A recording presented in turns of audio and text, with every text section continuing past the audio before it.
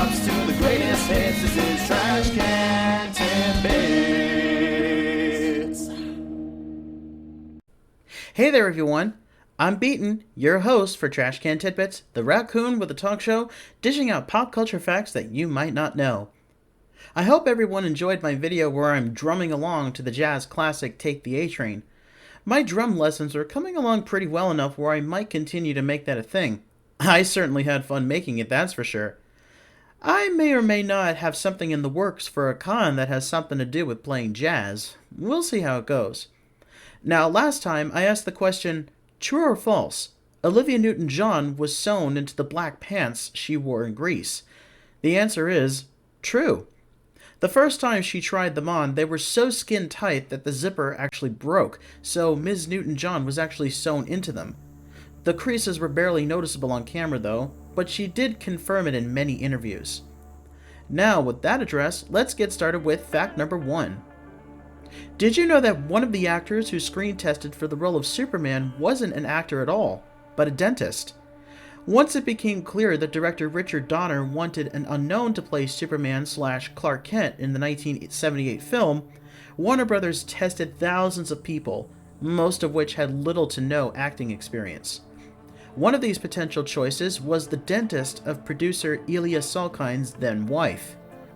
His test can be seen in the special features of the Blu-ray DVD, and he actually does a decent job. Fortunately for the world, though, a young 24-year-old fresh out of Juilliard by the name of Christopher Reeve auditioned and became a superstar.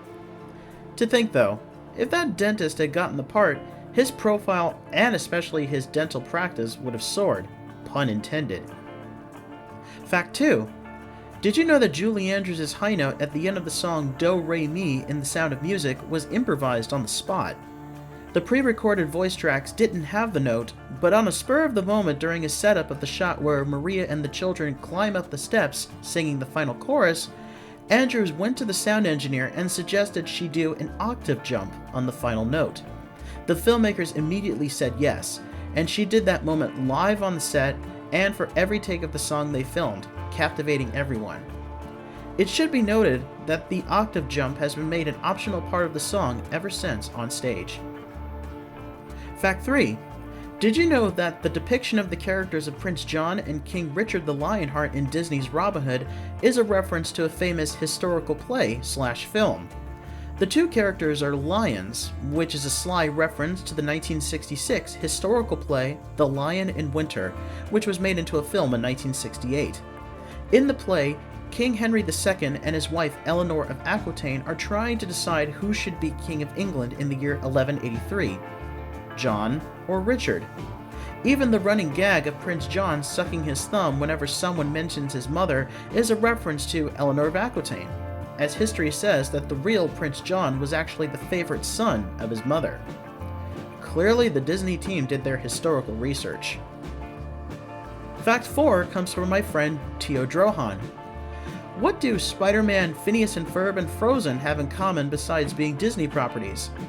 The fact that the creative talent behind all of them have met in real life.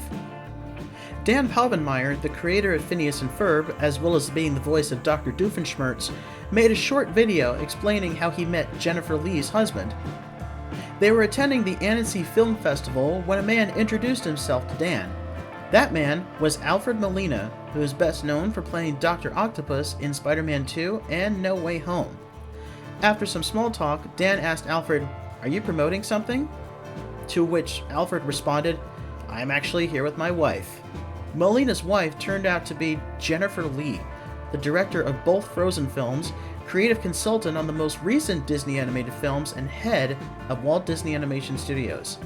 So, that is how Doc Ock explained to Dr. Doofenshmirtz how he met Elsa's mother. Thank you for that fact, Rohan. I literally didn't know that one. Fact 5. Did you know that one cast member of Law & Order resigned from the show due to political interference? Michael Moriarty, who played Executive Assistant District Attorney Ben Stone in the first 4 seasons of the original Law & Order, became a vocal critic of then Attorney General Janet Reno's attempts to censor violence on television. Moriarty's role in the series was drastically reduced due to his outspoken opinions against Reno, and a couple talk show appearances featuring him were cancelled. As a result, he put in his resignation papers and left the show in disgrace, as did his character Ben Stone, and moved to Vancouver, Canada, where he lives to this day. Stone's replacement for the next season onwards would be Sam Waterston as District Attorney Jack McCoy, who is still with Law & Order to this very day. Fact 6. Did you know that Mr. Wolf from The Bad Guys is not only compared to George Clooney through a line of dialogue, but Sam Rockwell, who plays him, has another tie to Clooney? The Bad Guys, first and foremost, takes its inspiration from heist movies, and Ocean's 11 is one of George Clooney's best-known films. What you may not know is that Sam Rockwell's breakthrough role was as game show producer Chuck Barris in Confessions of a Dangerous Mind, who in his memoirs claimed he worked for the CIA. That film was directed by none other than George Clooney. Fact 7. Did you know that Christopher Lee, best known for playing Dracula and other cinematic villains, was related to James Bond author Ian Fleming? They were cousins, and likewise, Ian was very interested in having Lee play a Bond villain, but died before he got the chance to see him as the man with the golden gun. Lee was also the only cast member of The Lord of the Rings to ever have met the author J.R.R. Tolkien, and likewise was very much interested in having Lee involved if his books were made into a movie. I'm sure though that Tolkien would have wanted Lee to play Gandalf instead of Saruman the White, but hey, Tolkien got his wish for Lee to be involved many years after his death. Fact 8. Did you know that we've actually been pronouncing the name Mowgli from the Jungle Book wrong the entire time? Rudyard Kipling, who wrote the original stories, had intended for his name to be pronounced Mowgli. The Disney film unwittingly had changed the pronunciation to Mowgli. Kipling's daughter, who was still alive at the time the movie was released, never forgave Disney for the error. There have been several animated series since that have referred to his name as Mowgli, but for the most part, Mowgli's name has stuck this way. Fact 9. Did you know that the singer of The Power of Love actually has a cameo appearance in Back to the Future? 80s rock singer Huey Lewis sings the two theme songs to Back to the Future, The Power of Love and Back in Time. He appears at the beginning of the film as the talent judge for the Battle of the Bands contest that Marty McFly and his band are auditioning for. Ironically, although Lewis is known for rock music and Marty's band is in fact playing his hit song The Power of Love, his one line in the film is, "I'm afraid you're just too darn loud." Fact 10. Did you know that the final line in Willy Wonka and the Chocolate Factory was rewritten on the spot as the scene was being filmed? The author of Charlie and the Chocolate Factory, Roald Dahl, wrote the original script to the film, and according to director Mel Stewart, the movie would have ended with Grandpa Joe shouting, "Yippee!" Stewart refused to film that line as it would have been ridiculous, and ordered a new line to be rewritten. But no one could find the person who wrote the second draft of the script, writer David Seltzer. They ultimately found Seltzer on vacation in the woods, and he ended up coming up with the film's final line after some initial hesitation, speaking it through the telephone. Willy Wonka's final line in the film ended up being, "Charlie, don't forget what happened to the man who suddenly got everything he always wanted. He lived happily ever after." It stuck. And here's today's trivia question.